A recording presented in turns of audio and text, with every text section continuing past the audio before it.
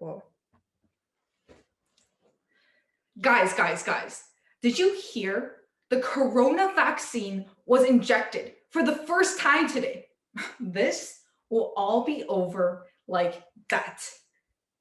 This was what I confidently proclaimed mid-December last year, several days after the first doses of the corona vaccine had been released. 4 months later, I am pleased to announce that I still have not been able to gain access to a shot, along with more than 90% of the world. In contrast to the skyrocketing demand, the supply of vaccines remains drastically limited. Why? The cause of this phenomenon lies not in ineffective technology, but rather patents, or more specifically, the refusal of vaccine developers to give up their patents. Ladies and gentlemen, the problem I bring to you today is the catastrophic implication of patent misuse in the pharmaceutical industry, an issue that is not limited to the coronavirus vaccine, but has been pervasive. Before I begin, let us first explore the origin of patents. The initial purpose of patents was to stimulate interest in research, advance innovation, and by extension, promote the broader good of the society. In that, for a fixed duration, the respective creator would have exclusive ownership of the idea and acknowledgement of their efforts, with the public gaining the resulting benefits. So now that we define the original function of patents, firstly, I'm going to begin by examining how and why pharmaceutical patents are abused. Secondly, I will discuss the humanitarian implications of patent abuse and how it can even perpetuate discrimination against vulnerable minorities. Finally, I will offer a series of solutions that would prove significantly more beneficial to international innovation and citizen health. So firstly, how and why does pharmaceutical patent abuse occur? In 2017, the World Intellectual Property Organization, a specialized agency of the UN, reported that the number of pharmaceutical patents has doubled in 10 years, reaching over 150,000 publications annually, a number that is expected to spike amidst the pandemic. However, from these 150,000 patents, it turns out that 78% were for existing medications like insulin or aspirin, according to the Washington Post, indicating that it's not that we became notably more innovative or creative, it's that companies became notably better at exploiting the patent system. The root of this issue is a profound shift in the hierarchy of influence and decision-making within the companies themselves, as the traditional emphasis on research and development gave way to a profit-oriented mindset. Thus, instead of investing in the discovery of new, potentially life-saving drugs for illnesses with few to no cures, many companies figured out that it's financially simpler and safer to make slight adjustments to an existing medication in order to issue new patents for essentially the same product.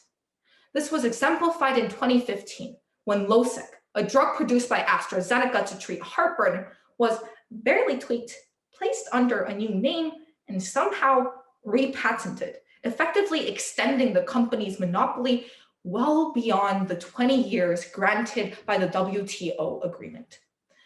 The misuse of the patent system has become so excessive that the Initiative for Medicines Access and Knowledge states that an average of 125 patents were filed on each of the top 12 brand drugs last year, providing an average of 38 years without competition. That is, 38 years of citizens forced to bear the excruciating burden of monopoly prices, while those companies reap the profits.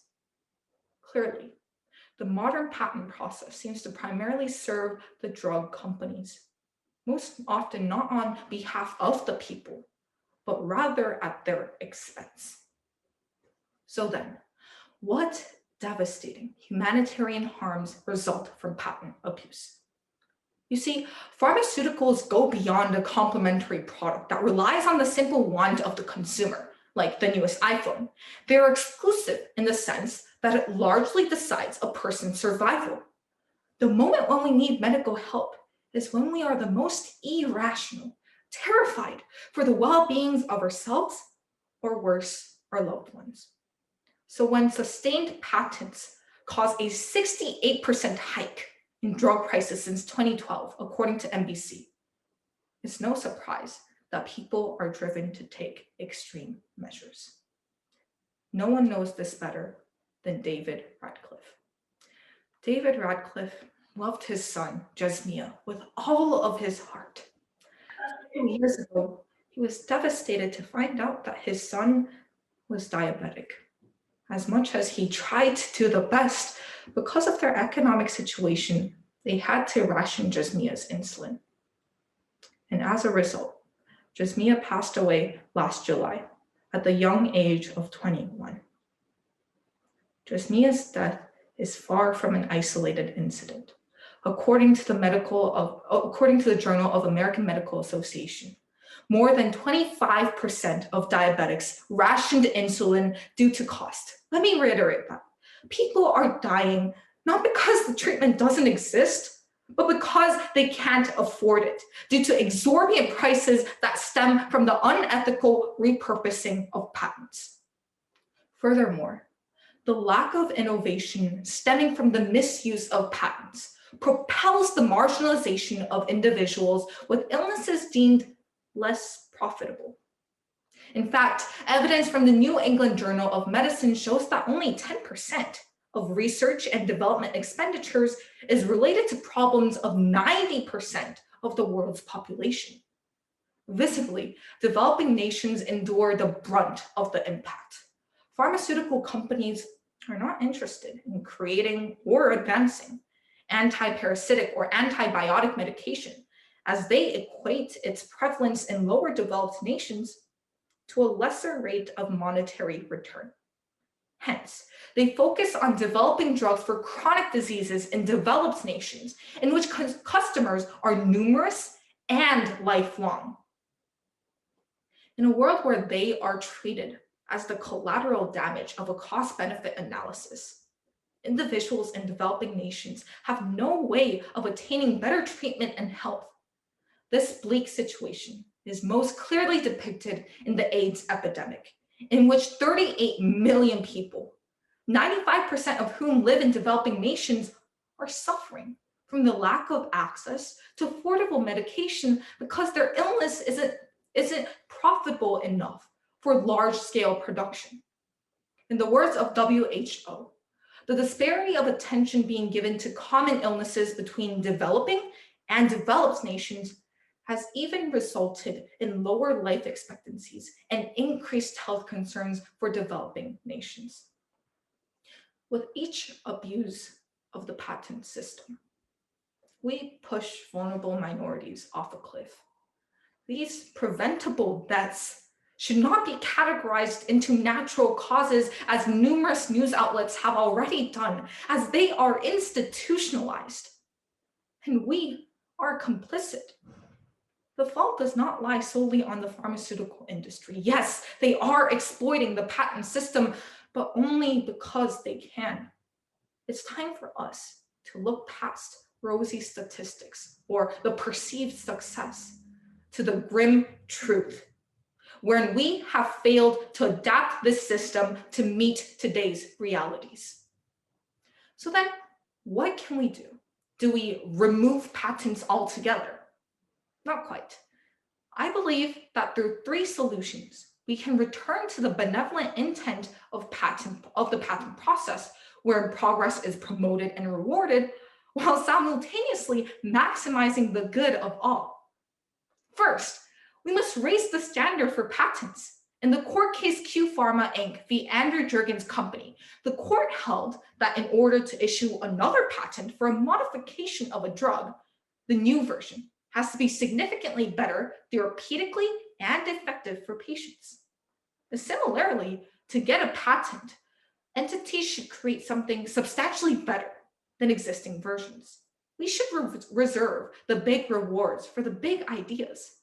We don't give Pulitzers to journalists who just tweak an article. We give them to those who change how we think about the world. And yet, we hand out patents worth billions of dollars for trivial changes. It's time to raise the bar. Second, we need to change the financial incentives of the patent office. Currently, the revenue of the patent office is directly linked to the number of patents that it grants. A modern equivalent would be private prisons getting paid to hold more people, and naturally leads to more incarceration, not less. The same is true for patents. And lastly, we need to establish an independent organization that can serve as a public advocate. The current patenting process is a black box, a two-way conversation between the patent office and industry. You and I aren't invited. But imagine if instead, the patent office became a dynamic center for citizen learning and regular discussions staffed not just by medical experts and company officials, but also by passionate, interested citizens. Through a transparent government structure that is accountable to the people, we could access information, engage in price negotiations to improve accessibility and affordability, and most importantly, participate in the policy conversations that directly impact our health and our lives. This speech is not about the industry against citizens or invention versus protection.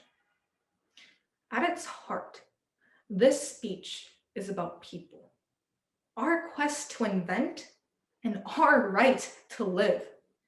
Ingenuity and our dignity go hand in hand.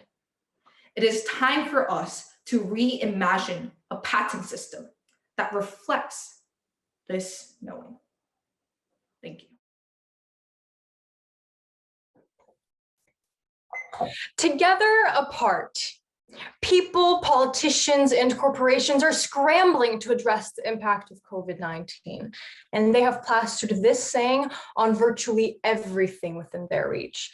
Instagram graphics, empty store windows, and nagging tweets, all serving as a reminder that even in a time of such separation, humanity can work together. I'm afraid, however, not everyone shares this altruistic mindset. 16% of the world's population currently holds 60% of the available COVID-19 vaccine doses. Canada alone has reserved 5 vaccines per citizen. And as wealthier countries hoard stocks, 90% of those in low-income countries have little chance at vaccination until 2023. Suddenly, it seems like we aren't together, but very much against one another. There is, however, a solution to this alarming disparity. India and South Africa propose that the World Trade Organization should suspend drug patents for the duration of the pandemic. This would mean that affordable generic versions of any COVID-19 vaccines and treatments could be manufactured and administered. But countries like the USA, Canada, European Union, Japan, Australia, countries that can afford the high prices set by Pfizer and Moderna swiftly rejected this proposal. In the face of an emerging global apartheid in vaccine distribution, Pfizer, BioNTech, and Moderna are projected to make $32 billion in 2021 alone from vaccine distribution. And as wealthier countries talk of economic recovery and herd immunity, poor countries are forced to suffer through horrific losses. A pandemic which has taken 3 million lives is the most appropriate time to suspend patent rules. But it seems that once again, in the arm wrestle between shareholder profit and human life, corporate greed has won. But this isn't a COVID speech. And this isn't just a COVID issue. Time and time again, pharmaceutical companies have gotten away with trading human life for wealth. Ladies and gentlemen, my name is Maria Ivoditova, and the problem I will be addressing today is that the international drug patent system, the one that protects the financial interests of the developers of drugs, is costing the lives of millions of patients around the globe. And our current vaccine situation is merely one instance out of thousands in the history of drug patents that has prevented individuals and nations from accessing crucial resources. First, I will outline what pharmaceutical patents are, why they were developed, and how they work. Second, I'm going to prove how patenting has actually hindered research and innovation. Third, I'm going to demonstrate the impact skyrocketing prices of medical treatments have on individuals.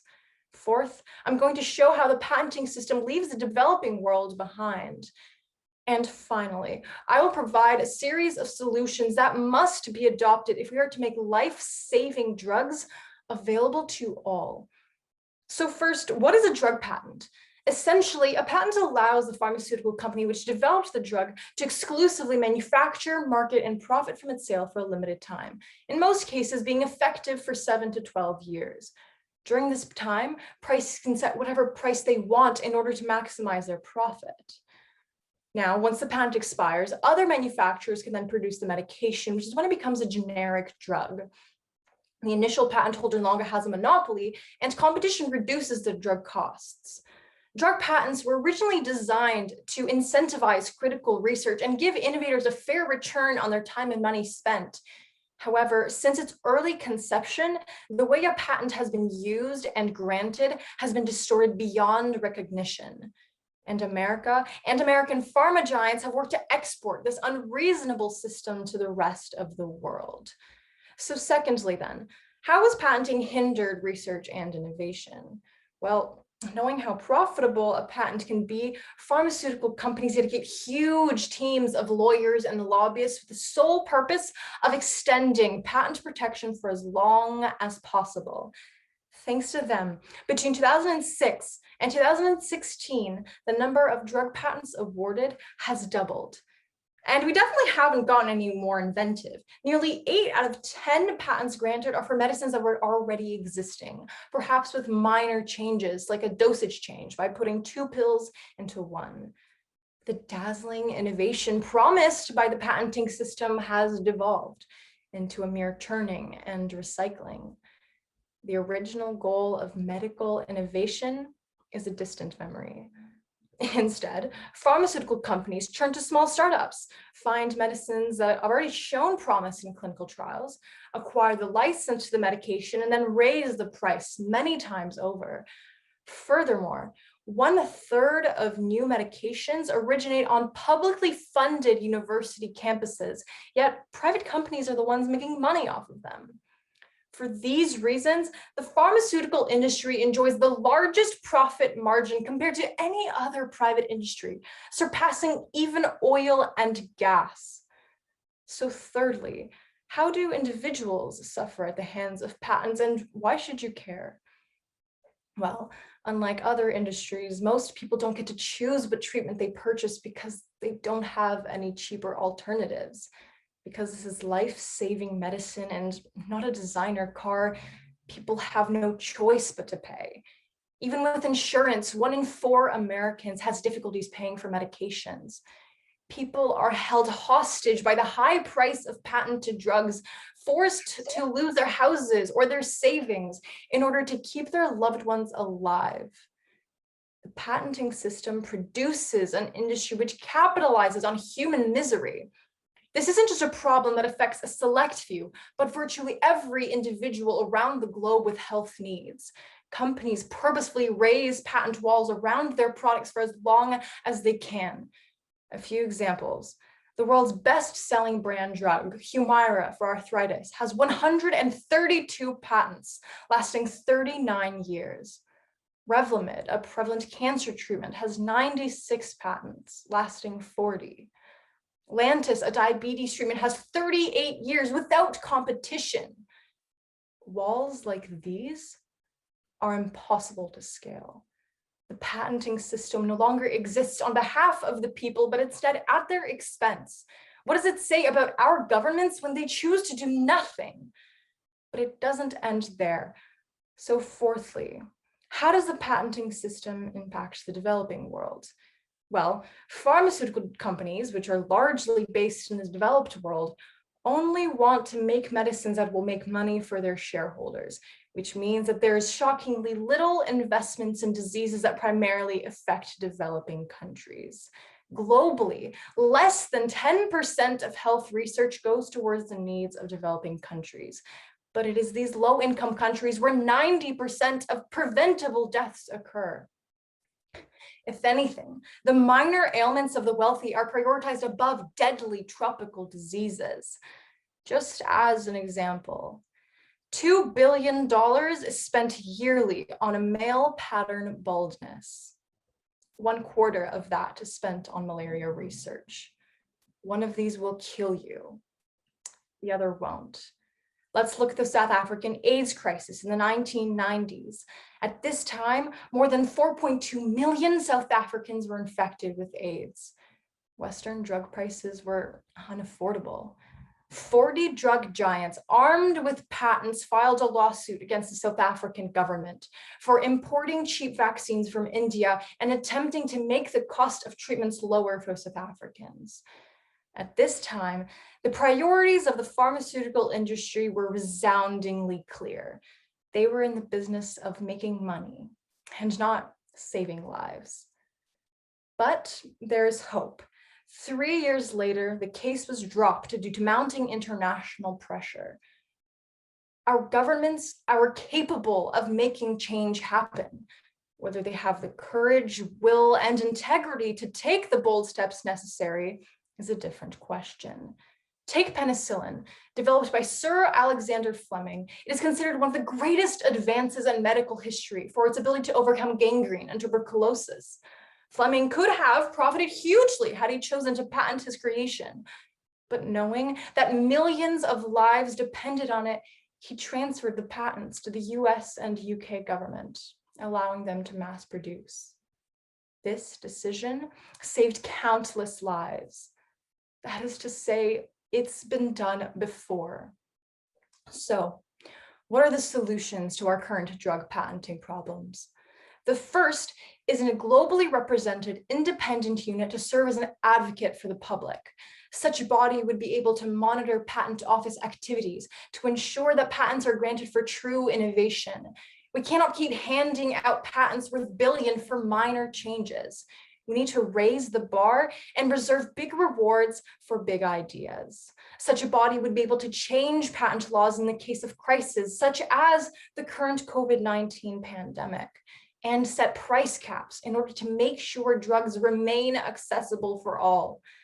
Had such a body existed today, vaccine distribution would occur more quickly and on a wider scale.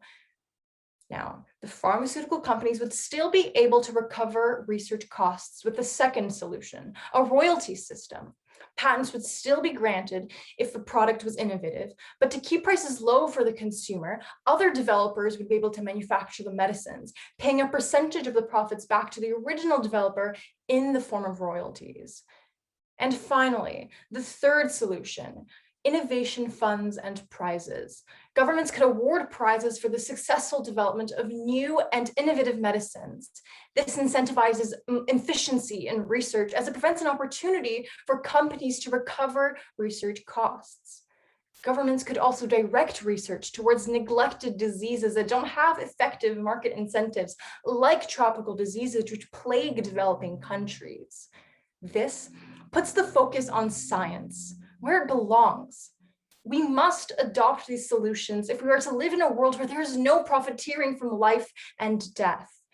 Within the pharmaceutical industry lies immense potential for global furtherment and development. Governments and international organizations need to work together to change a system built on greed. Pfizer's slogan is working together for a healthier world. So, let's hold Pfizer and the rest of the pharmaceutical industry to that standard. Thank you. Beginning of March this year, 66-year-old Bridget Mayfield from the United States began to experience a mild cough and a slight headache. Initially thinking nothing big of it, she, as many of us would have done, swallowed a tablet, made herself a cup of tea, and so life carried on. Well, until the next day. Following a continuation of the previous day's symptoms, Bridget decided to make an appointment with her doctor, after which, and much to her surprise, she was referred to a COVID testing facility. But ladies and gentlemen, fear not, because Bridget herself was far from concerned. Being an avid supporter of America's anti-lockdown movement thanks to Fox News, Bridget was not only certain that this hysteria surrounding coronavirus was entirely unmerited, but she was further confident that if she were to test positive, that she would quite easily and quickly recover. After all, she was no stranger to a common cold.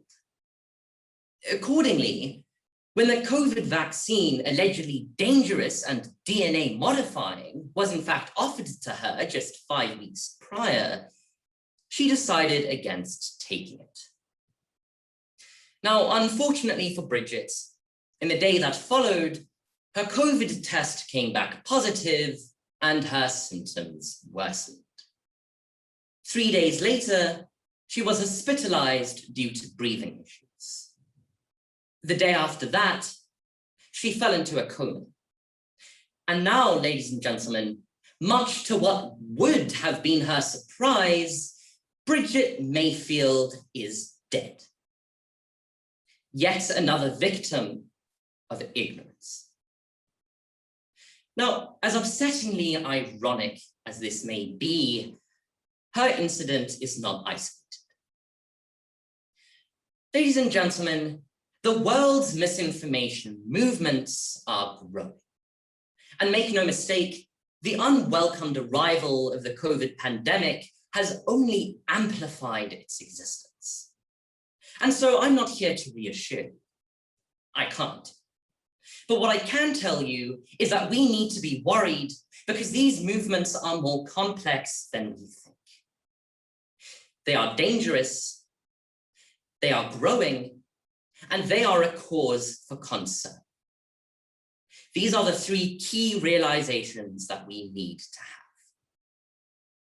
But first and foremost, before I actually get into discussing these, I'd like to start off with unpacking and divulging the meaning of a misinformation movement, providing context and understanding what they are and how they operate. So definitionally, misinformation movements refer to movements that house or facilitate public belief in an enlightened truth, founded off misinformation, or as it's more commonly known, fake news. This is typically based off of anti-corporation or anti-establishment sentiment. Now, operationally, these movements function by spreading their views and ideas using any platform at their disposal. Now, just to put these ideas into context, these are ideas such as those relating to US election fraud in order to instill a leftist world order, or else ideas relating to COVID vaccine biochips, from which Microsoft founder Bill Gates attempts to implement population reduction schemes. Now, as ridiculous as these ideas may sound, they do exist. And if this last year has shown us anything, it is that the people who embrace these ideas not only exist in larger numbers than we think, but are willing to go to unprecedented levels to justify and defend them. As a conclusion of our context, this creates an issue that's more difficult to confront than many anticipate. Ladies and gentlemen, it is no coincidence that the rise of misinformation has coincided with the rise of social media and its inseparable sensationalism. Misinformation groups therefore utilize social media as a platform to share or misappropriate news to support claims of danger or threat. Social media corporations such as Facebook, or else its right-wing alternative of Parler, are the guiltiest in facilitating this. This leads us on to introducing our first realization. Misinformation movements are actively exploiting their beliefs, and it is arming them with ideas that have the capacity to be dangerous. And it does this through instilling fear. The ideas of these movements prey on the instinctive fears that are understandable, the fears of pain, loss, suffering, upset, or even injustice. Now, within the echo chambers that these movements create for themselves, not only does the fear multiply, compound, and grow, but the sentiments of anger and the passion that accompanies that continue to increase. Now, this endangers everyone. To illustrate some of the dangers that these can pose, we can look no further than the increasingly commonplace demonstrations of protest and dissent in defense of whichever ridiculous conspiracies these groups may believe in. This year's most notable, unquestionably, being the US Capitol raid following the perceived fraudulent election. Now, I need not remind us that this ultimately led to the deaths of 5 people. Apart from US election fraud conspiracies, however, a concerning illustration of the growth of these movements, and of course the impact that it is having, can also be statistically accounted for. This moves us onto our second realization. These movements are growing. To illustrate, the University of Colorado published an investigation last year that found that over 29% of all currently active Facebook users have engaged with fake news. This is a figure up from a single-digit one from just over a decade ago. Accordingly, not only is our engagement with this fake news increasing, but of course, so are the consequences of that, reflected in our actions and our views. The recent epidemic of vaccine hesitancy across the West can prove a startlingly topical demonstration of this. A demonstration that, according to the University of London and the European Centre for Disease Prevention and Control, has seen a 222% increase in vaccine hesitancy between the years 2000 and 2021. Which further features a mere 36% of EU residents expressing strong faith in vaccine safety, contrasting over 80% of such residents from just over 2 decades ago. That is our second realization. These groups are growing. And it is through both of the above realizations, ladies and gentlemen, that we can draw on our third and final one, which is that we need to be worried. We need to be worried because not only are these movements growing, but so are their impacts. And if our inaction continues, these movements will not only continue to endanger themselves and their communities, but it'll even stand to endanger the lives or livelihoods of those who do not believe in them. We therefore need solutions. Solutions to ensure that we can have a unified public that can act for a unifying good. We can do this in 2 main ways. Solutions that bring meaningful change. Firstly, through sustainable censorship, and secondly, active citizenship. Firstly, when it comes to online platforms, we need to censor what we know not to be true. Now, yes, freedom of speech is a right, and it is an important right. But we must differentiate between fact and fiction, because our rights to health and our rights to life itself far outweighs any rights we may have to spread a categorically untrue conspiracy that we may believe in. Because, ladies and gentlemen, if we cannot control the growth of these ideas, we cannot confront the source. This said, however, it is far more institutional a solution and controversial than one that is perhaps within our personal reach. So it is through this that we move on to our second solution. Ladies and gentlemen, we all need to engage in active citizenship and confront misinformation from where it begins. Now, firstly, this means that we need to be actively educating ourselves to make sure that the ideas and views that we hold are both credible and informed. But furthermore, it also means that we need to be confronting misinformed ideas and, crucially, the people who hold them through understanding and two-sided, multifaceted conversation. Because we cannot dismiss the movements and dismiss the ideas that we disagree with and isolate them and then expect them to change. It is through this that we can ultimately reinstill the power of truth and the value that it holds. Ladies and gentlemen, in conclusion, history has taught us that truth is ultimately the most powerful component of any society. We cannot doubt or even reinvent it now, especially when we need to be trusting it the most. Thank you.